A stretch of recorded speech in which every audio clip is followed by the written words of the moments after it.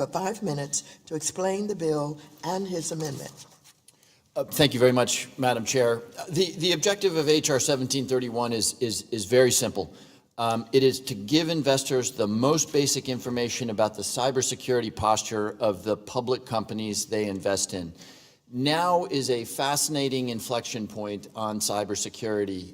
It is a moment in time in which companies are investing billions of dollars in cybersecurity protection.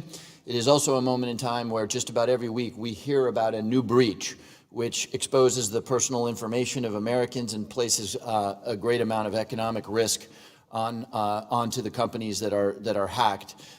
The bill before us requires a straightforward, relatively modest disclosure.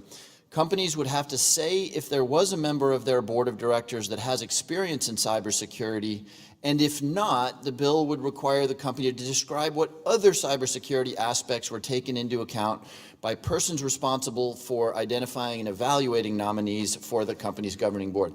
It is a very light touch idea, simply emphasizing the importance at this point in time of having cybersecurity expertise at the highest levels of publicly traded disclosing companies. I don't need to remind my colleagues that the number of cyber attacks is going to climb year after year and increase in their sophistication. If public companies don't act now, they risk falling behind, putting not just their company and shareholders at risk, but quite frankly, the economy as a whole at risk. Building on the strong bipartisan negotiation of the Insider Trading Act, for which I again thank Mr. McHenry and Mr. Huizenga for their cooperation, I really do believe we put together a bill that was not a compromise, but a better bill because it was bipartisan.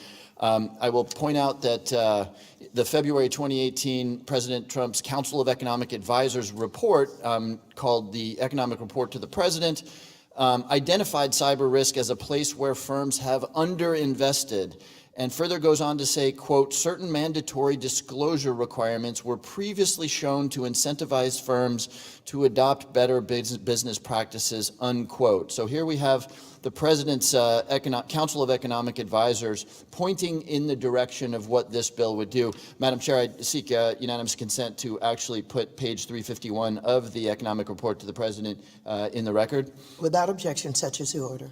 And before closing, I want to stress the simplicity of this disclosure. We're not asking firms to catalog all of the different avenues of cyber intrusions or to estimate the amount of losses if they were to be a victim. We're simply asking that they disclose whether anyone on their board of directors has the kind of capability necessary to provide the oversight in the cybersecurity realm, and if not, to explain to their investors how they think about this. Let me close by saying again, in the spirit of bipartisanship, this is a companion bill to a bipartisan bill in the Senate led by Senator Jack Reed and co-led by Senators Snowe, Warner, and Kennedy, as well as Senator Jones, and has the support of a long list of consumer advocates, investors, and security law experts, including the Council of Institutional Investors, the National Association of State Treasurers, CalPERS, academics at MIT, Harvard, Columbia, and the Consumer Federation of America. So, Madam Chair, I appreciate the opportunity to offer this legislation and yield back the balance of my time.